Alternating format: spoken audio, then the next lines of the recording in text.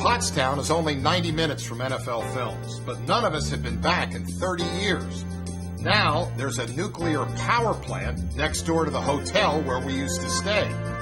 We didn't expect to find anyone who remembered a minor league team that lasted only 2 seasons 3 decades ago. Bob? There's Bob. Well, we were wrong.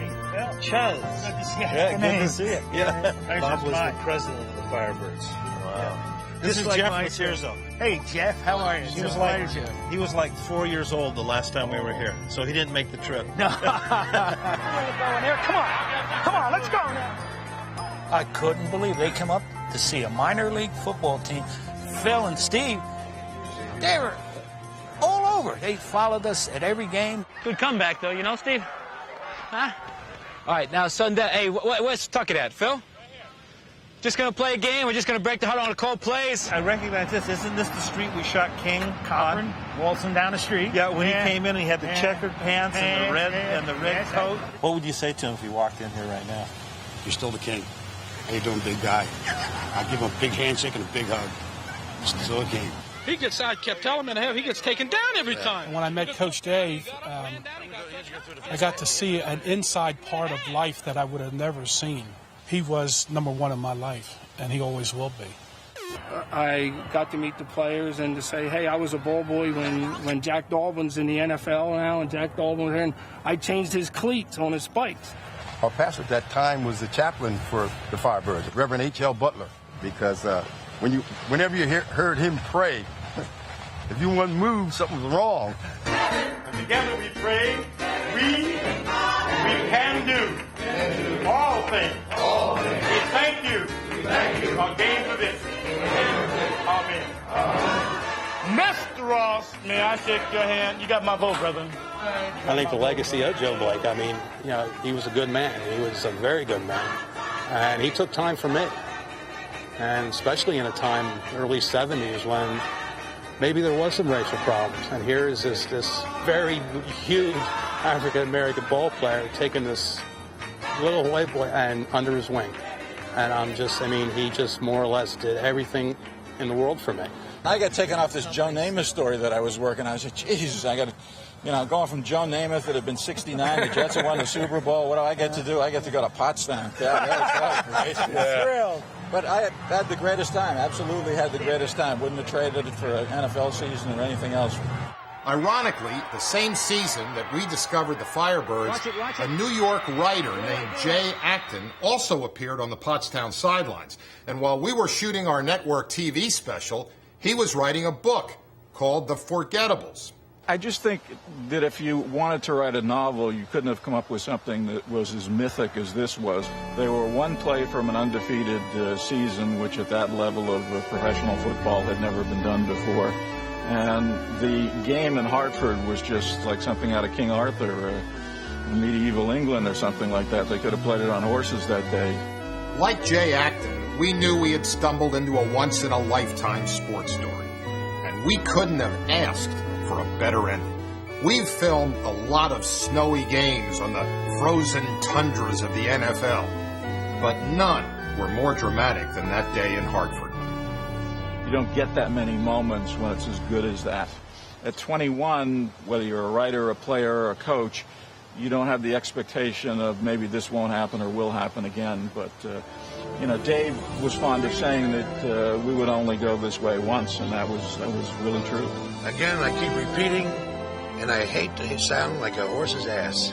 Tell us we've got the works to put it all the way. And you're never going to have this opportunity. I'm telling you right here, in the middle of this dear place right here, right?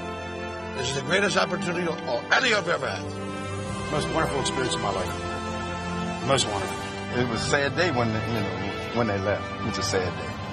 People always ask how they felt when they left. Well, they never did leave. The Firebirds never left because the stories are here. And my son has heard the stories, and no doubt that someday he'll tell his son the stories. 100 years from now, the Firebirds will still be here. Look at that son of a... Herbie Nuts, damn it, let's go! When we first wired Dave DeFilippo for sound, I told him this is the same microphone that we used on Vince Lombardi. Well, Dave did everything possible to emulate his idol, including talking with his hands. Go over with Milton just a little bit, you know. If we go, we'll go for the field goal. You'll get them up front real tough, right? And stick and be sure they cover. The toot was there. Tommy, you will run offense. But Dave did differ from Vince in one way. He never wore socks or underwear. It was a waste of time for Dave because, you know, it took time to put underwear and socks on. He never wore socks. And it was quite a fad because I picked it up myself, you know. I did. Dave let us shoot everything that season. He was like an actor playing the part of a minor league football coach. And I bench for $1 a piece. At this moment, we have 3 or 4 from this, and the real surprises. They're probably better than most National League drafts, like Ron Holiday and Jack Dolbin. Did you say that, Ron? But I mean, the guy we almost overlooked 30 years ago was Ron Waller. This quiet, dapper coach seemed out of place in Pottstown and actually overqualified for the job. Big man for you anytime he needs. You got to out to him or a hit. Right, that's good. That's good. He had been a star running back with the Los Angeles Rams, and after the Firebirds, he went on to become head coach of the San Diego Chargers. Today, Waller owns a string of standard-bred trotting horses in Seaford, Delaware. After slighting him in the original film, we weren't sure how Waller would react to us 30 years later. Well, that didn't matter because what you folks did and did a great job of putting that production on, I thought was wonderful. And as far as me being in the background, I didn't mind because we were being successful on the field. And, you know, eventually I got a contract in the National Football League and went on to coach with the Chargers. He got it! Jimmy had it. Dave never ever bothered me. I just ran the ball club and he never said anything about it. Your Post Curl was there. Post Curl was there. All he wanted to do was win. Lion wing, 28 toss, crack. Crack. Dave really was the master motivator, but Ron really did all the technical stuff of coaching, and he was absolutely brilliant at it. Strong left, see? Formation strong left. I was very unprepared for sort of this level of sophistication in Pottstown, Pennsylvania. Yeah, well, this team is predominantly man-for-man, as you know. You see zone on occasion. We go into our trips, ram or what have you. Got it? Our football is damn entertaining football. I get my kicks this way, pal. And I think a lot of other people can, too, you know, by watching this. In all due respect, he was what he was, a good promoter, a good hustler. And in all due respect, he wasn't really a good football coach. We really didn't care who came up with the game plan. We knew one thing. Coach Dave was a filmmaker's dream. We missed his locker room tirade after King Corcoran's interception cost him an undefeated season. So Dave agreed to restage it 6 months later for the benefit of our cameras. Tired of that damn stuff, I'll tell you. Oh, I fumbled up again. Holy shit. And we filmed it in the downstairs bathroom at NFL Films. Comes out so easily. Sorry, Lord. Team president Bob Calvario came in to help Dave get back in the mood. And what he saw that day would do a Hollywood method actor proud. I moved away. I thought he was breathing heavy. And then when he breathed, he sprays. And, man, I said, oh, look at this. And yeah, he didn't have to act it. He was still angry. This is coaching, Bob. This is coaching. X's and O's, you buy a million idiots for that shit. And you know, you come this way all these years. Bob, I've been through it. And just to win this one. Just to win this one. It was the most important game in the world to me. It was a Super Bowl twice to me. And to them. And to a lot of kids out there. It definitely broke his heart because he was looking for that undefeated season. And he would have had it, definitely.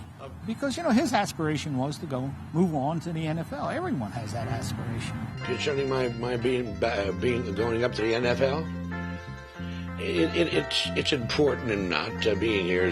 I have the same satisfaction. I would like to prove by going to the National League that you can do the same principles that are involved. And I think I could be successful up there. I really feel that way. Not to discredit Dave at all. He was a wonderful man, and I just don't think he was an NFL caliber coach. you know, there are many people who could look at a Dave and say that he was a failure, that he didn't make the big time, et cetera, et cetera. I don't feel that way. I feel that Dave taught a lot of people, his players, myself, lots of things, lots of life lessons. And in the end, maybe that's more important than just having a job in the National Football League. To me, Dave DeFilippo did something better than make it to the NFL. He made a lasting impression on everyone he ever met. Dave died suddenly of a heart attack in 1983. In the original film, we had big plans for defensive tackle Bill Stetz. If there had been a bouncer at Woodstock, he would have looked like Bill Stetz. He was a classic 70s hippie who lived in a commune outside Pottstown, and he made silver jewelry. At the same time, though, Stetz was an absolute warrior on the field. He was drafted by the New Orleans Saints, and he played one season with the Eagles. But his role in the film was wiped out by the scene-stealing antics of Coach Dave, Joe Blake, and the King. This is the stuff we should have used. Roll 3, Bill Stetz. Beauty. I started playing, and they hit just as hard as some of those guys in the NFL do. It really surprised me. There's a lot of good ball players there that, for various reasons, aren't in the NFL. It's just so peaceful out here. It just sets your mind at ease. It's the nicest place I've ever lived, really. I'd like to think that I'm pretty peaceful. Are you against violence as such? As such, but not in a game or a sport or in football. I mean, it's a different thing. I have a different interpretation, of violence in football. It's on a different level than violence in war or violence in streets and so forth. I don't do it strictly just for the pleasure of hurting someone. I do it just to unwind. Football is in a form of a way that a lot of people unwind and relieve their tensions and pressures. It's hard to find a team that will put up with anyone who tries to express himself in this way anyway. They try to shape you into their little pattern they have established in their own minds, and it was kind of hard for any ball player to have any individuality when he came from college. Right away, if you didn't have a crew cut, if your hair wasn't down to your scalp, and you didn't wear the clothes that they expected you to wear, right away you started off on the wrong foot and put yourself in jeopardy of getting cut or displeasing one of the coaches who can cut you, and it's kind of rough. DeFilippo, well, he said I don't give him any trouble, and I'm not a troublemaker, and I'm always at practices and everything else. He says he doesn't care if I grow my hair down to my shoulders as long as I can play football. Billy Stetz. Billy, I don't know whether to kiss you or play it, but anyway. We found Bill Stetz 30 years later, living in a cypress forest near Ocala, Florida. He's still working with his hands, although it's more painful now. My hands have gotten really bad from osteoarthritis, so I can't work long periods of time, so I started carving. It was something to do because I'm not used to just sitting around doing nothing. It's just a hobby. I just pick it up when I can. I may work 15, 20 minutes some days, an hour the next, and put it down and pick it up. If nothing else, football teaches you how to live with pain, because people used to tell me when I was a kid playing football, "Oh, you're going to be sorry when you get older. You're going to be crippled for life." No, you don't believe them when you're a kid. Nothing hurts you. But when I turned about 40, things started turning around on me, and I noticed that it was some of these things were permanent. And then when I had my hips replaced, it was a sure thing. So I guess I'm used to pain, because when I went in to have my hips looked at, there was no cartilage left in them. It was no cure-all. It still hurts. Yeah, my only regret is that I can't play anymore. I wish I could have played more. Get the jump on him now, man! What goes through my mind now is, geez, they're more understanding now. They let anybody play. More ball players that are playing in the NFL now that are in armed robberies and all kinds of other crap going on, and you go, what was so bad about us? Why couldn't I play with long hair? Why couldn't Joe Blake play? He could have gone to drug counseling. I'm still like in a daze, man. Stets, where's your mind? Where's my what? Where's your mind?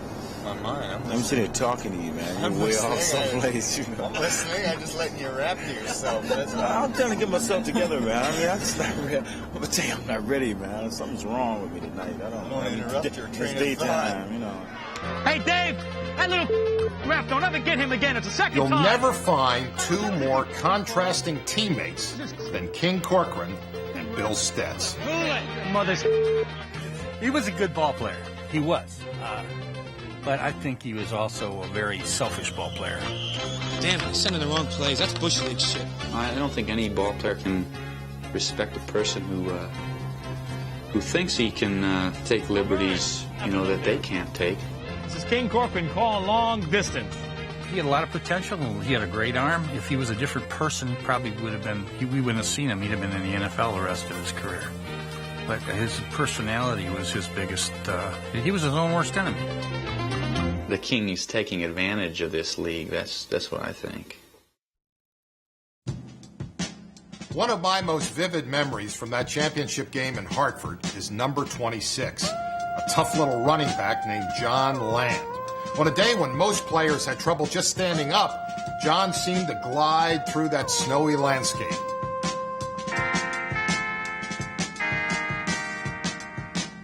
Land was impressive then, and he still is today.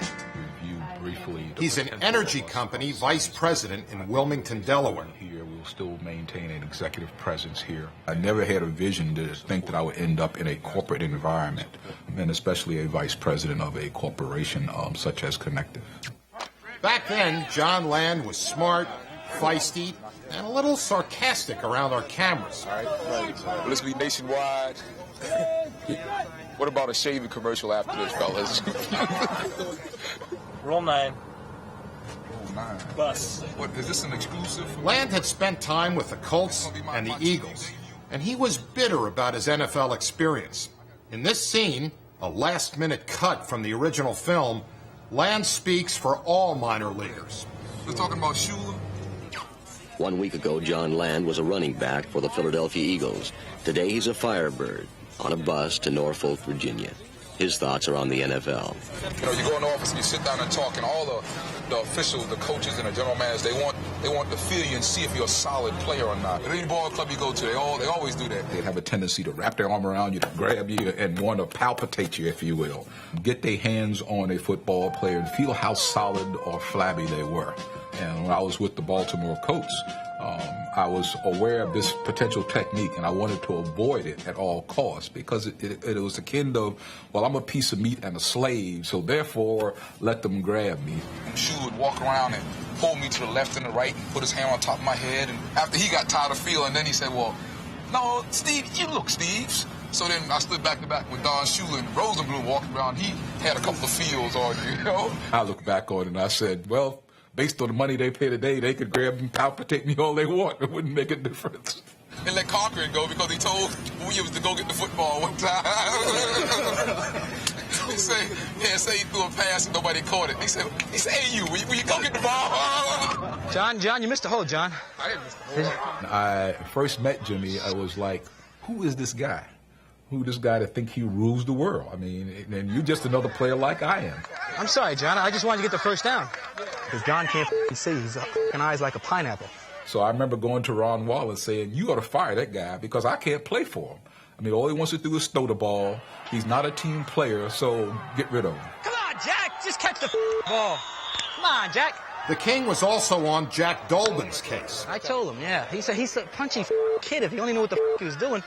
See, when I look at you, you're still going into your move. You got to really drive me. The rookie wide receiver couldn't believe what he was hearing. Maybe that was just part of his act. Part of the persona, being the King. Maybe he felt that he had to be the Joe Willie Namath of minor league football. Jack, next time we get down to Jack, drive quick and bring it out quick, all right? Don't take so long into the move. On the first touchdown play where King threw the ball, We get the ball, and King hits Don Alley on a short out. That's it, huh? All right, King, all right. Way to throw that ball, King. And says, "Yay, King! Way to go, King!" I'm thinking, yeah, that's the King, the King of. Yeah, don't worry about it. You hear? Don't worry. Hey, don't worry. That's the simplest thing in the world. I threw a hard ball. I really drilled that damn thing. Well, we did love him. I think we still do. There you go, King. You beautiful mother, you. It's kind of like we can talk about him ourselves, but don't let anybody else talk about him. He may be a but he's our. That's right. We're going to take it, Jack. We're going to take everything they give us all day. Tracking down Jack Dolbin wasn't difficult. He's a chiropractor in Pottsville, Pennsylvania, which is 50 miles up the road from Pottstown. After Pottstown, he played for the Schuylkill County Coal Crackers. Then he played for the WFL Chicago Fire. And finally, he made it to the NFL with the Denver Broncos. I made the Denver Bronco team, and then actually not only made the team, but ended up starting for 67 consecutive games. It was more than a dream come true. It was almost a miracle come true. But the culmination of all that, humanly speaking, I guess, it was the Super Bowl. But even playing in Super Bowl 12 didn't measure up to Pottstown. Heart and character is what's missing in the game today, and that's what we had in Pottstown. The Pottstown Firebirds were a remarkable group of misfits.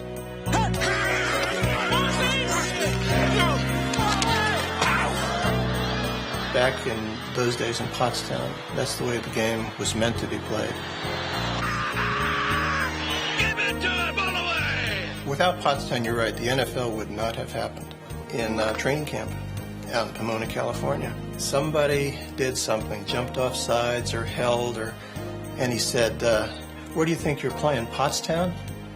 And I couldn't resist it. All of a sudden, all the loyalties and defensive mechanisms clicked in at the same time. And I said, "Coach, we didn't do that stuff back in Pottstown." I said, "We played the game right back there." Pottstown was a typical working-class community. But on a hill overlooking town stood the mansion of America's underwear king, Ed Gruber. He was the largest underwear manufacturer in the United States at that time. We went up the hill that day because Ed Gruber was the owner of the Pottstown Firebirds. Now, I had interviewed many NFL owners, but nothing prepared me for this. As of today, it is my football team because we have reorganized, and the original team, I have bought out the original owners. He enjoyed life, okay? You go to his house, and I've been to his house, he had a bar that had every kind of liquor that you could name in there. It's time-consuming. When I say time-consuming, it's a 6 a.m. to 12 p.m. job because you become involved with all the personalities of people. And I think when he imbibed a little bit too much, this different side of him came out. So I think a combination between the wealth that he had and this habit that he had would have people either love him or hate him. Remember, we had a room together. He used to hide the bottle up in the chandelier. All right. You're going to ask me about players, is that it? We started with nobody, without a single player. Coach Dave put together a team, and I think the results of his effort will speak for themselves. They can't get mad at me now. Get ahead. They're the only team in our division. We only play once. Dave wouldn't wear any underwear. That really ticked Ed Gruber off, because Ed Gruber makes over 1/3 of the underwear sold in the United States. He'd go down to the field when Coach was coaching down there, and he'd look under his shirt to see if he was wearing underwear, because he ordered him to wear underwear. I try to talk to our football players on the same basis that I talk to knitters, sewing machine operators, shippers, fabric processors. The great pleasure of being on the sidelines is seeing that offensive team come running back to the bench after they've scored a touchdown, and to me, that's the reward. of standing on the sidelines. These are young men, great men, you know. And the greatest satisfaction I have in the world is being, and when I say greatest satisfaction I have in the world, I hope you take it at least figuratively, is to walk in the locker room and have these great big 265 people come around and throw their arms around me and rub their sweaty faces all over me and my clothes. And to me, it's great. All right, Mr. Grew, way to go. Nice guard. All right, baby. Jim Cochran is a great quarterback, and he will be. I told him last night, and I'll tell you, that Jim Cochran today, if he wished to be, if he had the personality and would forget all his Joe Namath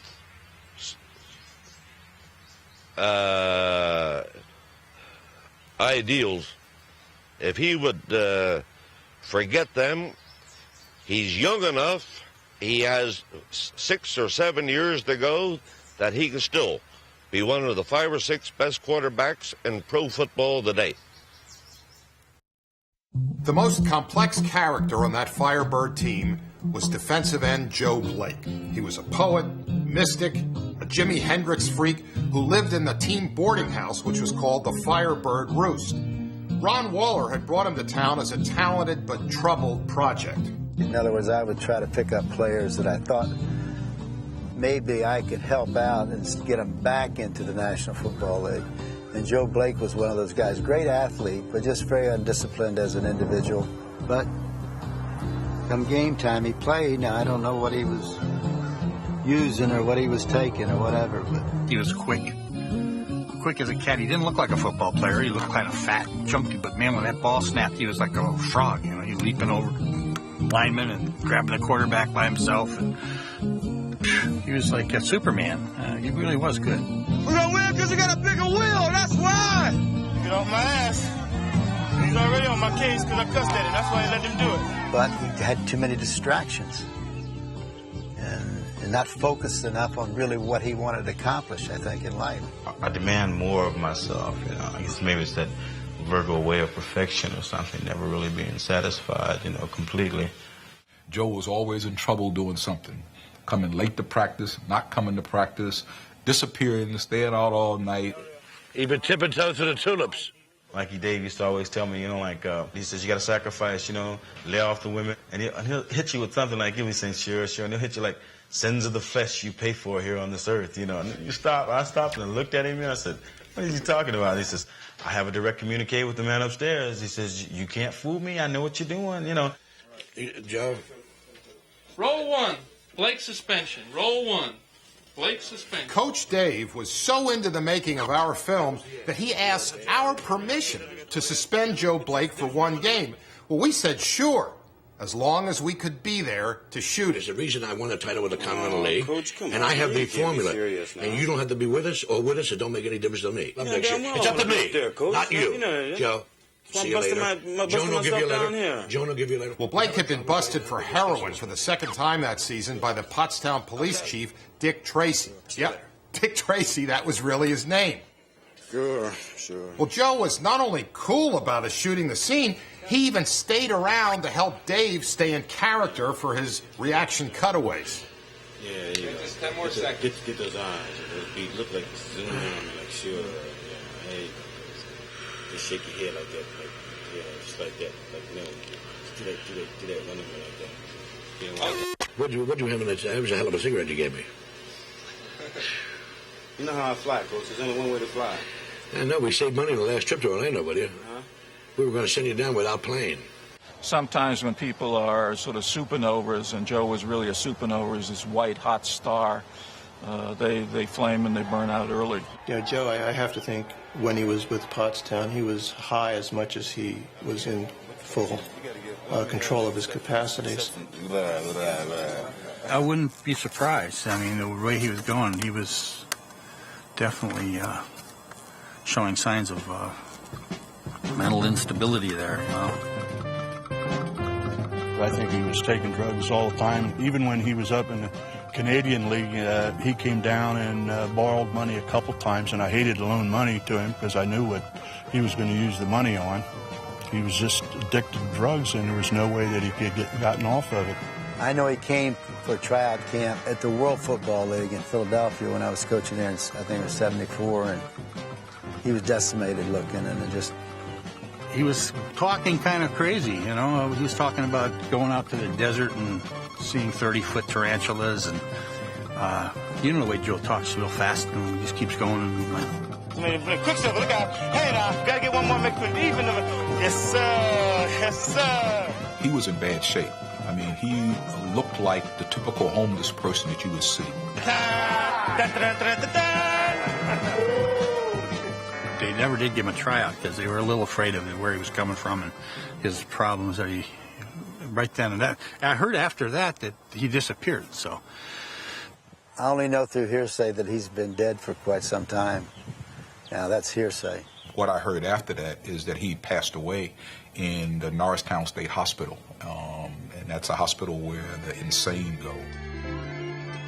Well, here we are at the Norristown State Mental Hospital, which is behind me right here, and we were hoping we could come down here to film and trying to find Joe Blake. And of course, we learned real quickly that they're not allowing any cameras inside, and they just don't want any filming in there, or even want to discuss it because of confidentiality laws. So it's kind of like having a little rumor maybe where he was, but now running into another roadblock of trying to run it down. And it's just curious now what really did happen to Joe, or where is he, or how is he doing, if he's still alive. And I would often ask people, where's Joe Blake? I want to go see him. And to feel like he died right in my own backyard, not thinking he had a friend, it really saddens me. I hope the story's not true. He gave so much to end up with nothing. My impression of Joe Blake on the whole is that he just had found no peace within himself for some reason or another. And I hope he's found it wherever he is. Like my man Hendrix used to say, you know, I dug him a lot in his little quaint ways. He would come up to say things, and he says, I am what I am, thank God. You know, some people just don't understand. And that's the way it is with pro football players. We have to be this way, and we are what we are. Thank God, some people just don't understand. After 6 months of research, we had a film, but we didn't have a king. James P. Corcoran had simply disappeared. We even put a private detective on the case, but the best he could do was find the king's son, Jimmy Jr., who was a real estate salesman in Florida. This is his 1974 Philadelphia Bell game jersey. I got this for Christmas, 1975, and I've kept it ever since. I'm going to frame it one day. This is 1974, his first game against the Portland Storm. And he sucked it in his cheeks because my mother said he had a rounded look to his face and he felt like it'd give him a better jawline. When I picture him in my head, that's what he is. He's 32 years old with his Bell white jersey on, throwing the pass with the long hair, and that's how I remember him. I was 10 years old. I was in the locker room. I worked in the equipment room. I used to help him get his uniform ready, and it just brings back good memories. All right, King, all right, way to throw that ball, King. All right, King, all right, way to throw that ball, King, baby. Doing it tonight. Feeling it tonight. Oh, yeah, he's running. He takes about a 3-yard step. He falls down. Nail the king, kill the queen. Screw you guys. You ain't killing nobody. We gave you two, guys. We gave you two. This game's not over yet. Come on. Oh, you runners. I'll kill the bastards. Well, I remember going to the game with my mother, and I had a number 9 jersey on. It was a Corcoran jersey, that little green imitation of his Pottstown Firebird jersey. And we're at the game, and people are screaming, I kill the queen, poke his eyes out. They're booing the king already, right? I'm getting abused already. And my mother told me real quietly, Jimmy, zip up your jacket. I don't want them to see the number 9 because they're going to throw beer on us. Yeah, I was a little kid, and the neighbors would come over. Show them your 7-step drop back. All right, you better catch this now. Let's go. Give me a huddle again. Come on. Okay, call an audible. Do a 3-step drop back, quick slant. As soon as the ball snap, go get him, Jim. It was never fun. I just never had a good time doing it. You just go get somebody. Go in and get the guy with the ball, all right? It's like he hid behind the king character. I mean, he'd go to a restaurant with him. He didn't know how to order. My mother would order. He'd be pointing at the food. Social skills were very, very, very lacking. So the king character took care of everything. Huh? You gonna beat the game Saturday night? Yeah. How's your new Lincoln? Pretty good. Yeah, I got my phone in there, the whole bit. As I got older and I started getting, I'm bigger than he is now. I'm taller and I'm a little bit more muscular than he was, and he was having problems with it. I remember I was in college and I called my mother to tell her I bench pressed 300 pounds, and he came home from work in a suit. And my mother told him, he said, "Jimmy got 300 pounds?" And she said, "Yeah." He went into the basement with a suit and tie and had to get 310. My mother spotted him. All right, listen, I got to get going. I got to get going to practice. Put them all in one pile, send me the bill, okay? Good enough. I'm not sure what Jimmy's doing now. The last time I saw Jimmy, he was riding a polo in a polo match, and he had a string of horses down in the Washington area, right down by the Capitol. This is 1985 when he became a polo player, and he bought me a uniform, so I thinking I maybe would join him, but I actually couldn't ride the horse. You know, if you know Jimmy, he's always muscular up top, tanned and well-groomed, riding these little tiny horses that you get in polo matches. It looked unusual. It didn't look normal. It looked like Godzilla riding a dog. It's a V-spread. He saw that in Pump and Iron and he liked the pose. It's to make his waistline look small and his chest big. And he would come over and knowing Jimmy and says, what do you think, guys? How do I look? How do I look? He said, "Jimmy, you look funny out there on that little horse. You look like your feet were dragging the ground." And I remember vividly, this would be 1983. We're going to buy a new Corvette for my mother. We're going to the dealership down in Virginia, and he tells me to get ready, and he's getting ready. I go upstairs, he's putting on his polo uniform. The boots, the chaps, the whole... I said, "What are you doing? What's with the full uniform?" "Intimidation." "What do you see how intimidated they get?" So we go in there, and he did make these guys very uncomfortable, just like he would have used his football uniform 10 years earlier. I heard that he was in a slammer at one time. I hope not, but that's what I heard. I haven't heard from him for a long time. I accidentally ran into him when I was bouncing down on Fort Lauderdale Beach when I first came down here, probably 72 or 3. He came walking through the doors and was just like he always was. "Hey, how you doing? See you later." He's gone. I was going, he didn't waste much time, you know. By chance, on my 30th birthday, I was in a mall in Washington, D.C., and my mother went to buy me a suit for my birthday, and it's the weirdest thing. I'm in the mall, and I hear his walk. He's got that Ice Pick Slim shuffle that he does, that kind of Huggy Bear type of pimp walk he does, and I'm looking around, and I hear his walk. I see him. He's walking behind me. It's the first time I've seen him in 10 years, and he looked like a WCW wrestler. Bell bottoms, long hair, he had a vest on, QT all over his face, orange smudged all over. I mean, he looked like a character. And I started talking to him for a while, and he's telling me Bruce Willis stories. He's going to make a movie with Bruce Willis. He gave me an 800 number, and I called the 800 number one time, and it just was an answer machine, and I just never called the number again, so I don't know whatever happened to him. Eddie Pine told me that he wasn't king anymore, he was chief, that he was now an Indian, and that he was down in Maryland somewhere selling Indian jewelry or artifacts or real estate, but that he had the long hair and the earring, and it was no longer the king, now he was the chief. You know, and somehow he became, instead of the poor boy from Jersey City, now he was some Cherokee manifestation, a reincarnation maybe of Crazy Horse. We asked everyone, "Where's the king?" We were running out of time to finish our film, and we still didn't have a clue. Message 1. Tuck, it's Ed Pine. How you doing? I just got a call back from my buddy in Baltimore. It's official. The king's on the lam, and no forwarding. And he owes the landlord 5 months' rent, and he's looking for him. So he's officially on the lam, and nobody's able to find him. End of message. Just when we were about to give up our search, the king miraculously appeared. He called us right out of the blue. And when we showed up with a crew in Baltimore's Inner Harbor, there he was, in all of his glory. So what do I do, say hello to somebody or what? Hey, guys. He had heard we were looking for him, and the king could never resist a camera. I have a tendency to date some kind of wild women, which I enjoy. I mean, we all got that wild side, right? None of them over 24, 25. That's terrible to say on TV, isn't it? Yeah, they're kind of young. Once they hit 28, 29... and you're only as young as the girl you feel. That's King's... Yeah, right. I like that.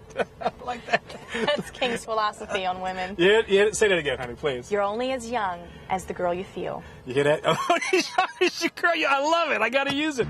This is kind of funny because the last time I was in the car, I was in Lincoln. Remember I was talking about, yeah, those long-haired hippie guys, you know what I mean? They're talking about what a crummy country is, a great country. These guys saying, oh, you're a capitalist, you're a capitalist. I says, hey, last night I got double-teamed by 2 broads. What happened? You guys were in jail last night. I love the war. I hope they keep it on because it keeps the economy going and it makes more money for King Gawker. I mean, look at me, man. I got longer hair than those guys now. Actually, I went out to California for a while. Do you know I tried to be an actor for a while? Yeah, I tried that, but I couldn't take all the fags out there. No reflection, I don't like homosexuals, but I mean, out there at that time was kind of crazy, and they were making me kind of nuts. And King, when the lights weren't on, was the nicest guy. And the most personable guy, just a friendly guy. There were times where he could be very empathetic and very soft and very kind. Well, now this is a big game, girls. We gotta score a touchdown. Now let's go. We gotta beat these kids. All right, set. All right, here we are, Patty. All right. Yeah, the beach. And I was a lifeguard living on the beach. They all had great boobs. I was just running on the beach. I was getting the boobs would bounce, and you had great ass shots. All you guys, I noticed the shots. All you saw was great looking glutes and the boobs bouncing around. I said, who the hell cameraman you got? But you guys, it was funny because guys loved it. That was a good shot. That was a funny shot in the beach. And then the other time, though, if there's a crowd there, he had to put on the dog. He was like a neon sign, and want everybody to see where he was. He was a split personality, a true schizophrenic. It's the stories. It's just crazy stories, and it's like delusional stories. Your son was in the thing on the Jimmy Jr. Yeah, What's Jimmy Jr. doing? He's an actor. He's out in L.A. now. Okay. Well, I have no desire to be famous. I don't want to be an actor. I don't want to be. Yeah, so that he did a movie called Young Guns. He was in Young Guns. He was one of the cowboys in Young Guns. I don't know if you knew that or not. You know, the first strip guys. What was that first group of the guys who were the strippers, the male strippers, the Chippendales. He was actually a Chippendale for about 6 months. It's constantly Hollywood and movie stars. I'm doing this and that, and I'm making this movie with this guy, and I know this actress wants to meet me. And it's just crazy stuff, and it just after a while you can't take it anymore. Matter of fact, I want you guys to come out to Vegas when we're doing a show out there August 6th because she's going to be out there with me. I'd like you guys to come out and tape when I'm actually on stage singing. Come out and watch the whole show, you know? It's too crazy. It's too wacky. I wouldn't want him in my life now. He's just too crazy to be around. I mean, I wish him well. I hope everything goes well for him, but I can't take any more Bruce Willis stories. It's too much. Don't try to call me or say that you care. Don't try to listen, 'cause I won't be there. This is life, man. This is quality of life. This is what it's all about. This is what being a king is. You know what I'm trying to say? This is why I do what I do, look like I look, and act like I act. His narcissism was pretty apparent. 112. I hope we get the ball again. These pricks would give him 2 touchdowns, and they ain't worth a shit. Him being in the team structure brought him back to a point of reality. Good playing, Holiday. You're catching the ball. Good job, you guys. It's like Green Bay. Hell of a job in there. They can't cover sprint outs. I love playing with that team. I had a great time. Is it because they played with their heart? Play with their heart. The guys were fun. We laughed. We just had a good time. They never took it real serious. It's like Pakistan with 300,000 people. You know, they lost 300,000 people. He'd have to drop a lot of defense mechanisms in order to fit in and be one of us. And so I think that helped him with some of the demons that he was dealing with and trying to figure out who he was and why he had these voids. With me, it was always my attitude. I always thought I had a pro arm. I always did have a pro arm, but they thought I was kind of wacky in the head. They thought I was kind of crazy. But on a football field, I was there. You follow me? And it's I enjoyed playing. I was a superstar in the minor leagues. We should have had 50 points. Scored should have been 50-7 or 50-14. You name it, we had them there. We just had a real cast of characters, and we kind of all matched together. For some insane reason, we had an insane coach. We had Dave DiFilippo. I loved Dave. He used to fall asleep at practice, and I loved his stories. He used to always spit on me when he talked to me. King, I want to talk to you, you know? That situation, they're dropping off you unmercifully. Right. You read me, don't you? Right.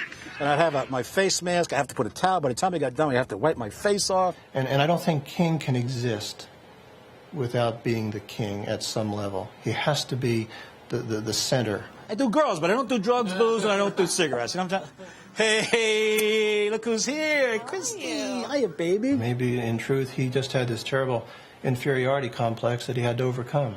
You got to do all this within yourself, and you got to find and be happy. And if you're always depending on other people or other things to do it, it'll let you down. Like, oh, Christy. Beautiful women, okay? Beautiful women. One king. And good clothes and good friends. And good friends. You used to get a sense there were a lot of voids inside of him, a lot of things that need to be filled up. Girls, smile for the camera, okay? These girls are perfect 10s. You guys have been around a long time, right? You meeting more beautiful girls than this? King is losing his tan. Winter time's here. I don't know that he'll ever grow out of it. I don't know that it's even a growth process. I think it's more of a psychosis. He's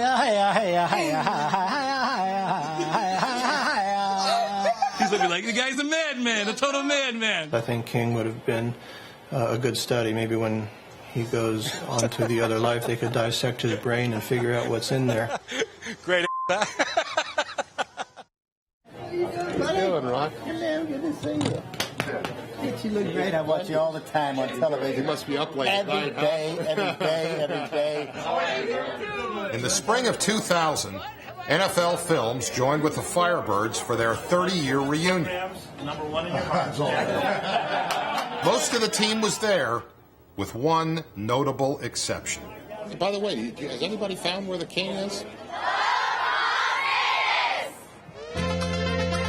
I didn't go to my high school reunion. I didn't go to the minor league Hall of Fame reunion. I don't do those kind of things. That's like going backwards. The king always goes forwards. I would love to see the guys, but to me, it was kind of negative a little bit. I don't know. That was then, this is now. It makes sense? That was then, this is now. Edward. Herbie. Oh, jeez. Steve, with all black hair. He was a nice looking guy then. What the hell is this? King told me his philosophy on women at 14, and I was like, okay. Yeah. 19? You're really 19? I swear to God. I swear. I thought you were like 12 years old. You're not 19. Yes. What are you going to be doing here? I'm going to be singing. Singing. Do you know where the king is? You know, we've been looking. No idea. Could you even guess? This is a custom-made tux. I got to make sure it fits me perfect right. I want the cuff to lay perfectly on my boots. It's just instead of getting dressed for a football game, I'm getting dressed for stage. I got to be looking good, man. I'm gonna get there someday. I'm gonna make it my way. Truthfully, I thought, after the first reunion that I might never see some of you guys again, and it chokes me. But Yeah, King, you're ready. Game time. Are you nervous? Nah, you crazy? King never gets nervous. That's for mere mortals. See you later, guys. it's true. It's like Dave DeFilippo said, we only go this way once.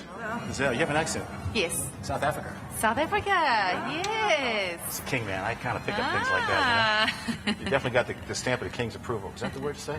The stamp of the King's approval. I don't know how many people get a chance to play on a championship team. I don't care if it's in grade school, high school, pros, I don't care what it is. But when you play on a championship team, there's a certain feeling you get. Those old teen girls getting ready for their show in their bikinis. Whoa. And I found it with the Firebirds. The reason we won wasn't because we were all great heroes and great athletes. It's because we loved one another. It's the truth. Anyway, I still love you guys. And the beautiful MGM Grand Bar, MGM Casino and Hotel in Las Vegas, Nevada. We have a very special treat tonight.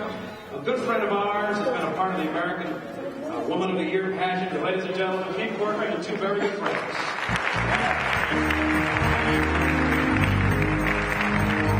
Thanks, Jim. Appreciate it, Jim. I'm gonna make it someday. I'm gonna make it someday.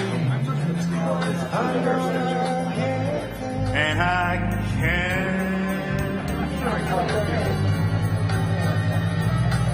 Gonna give me something going. Gonna make a great big showing. I am gonna get there if I can. If I can.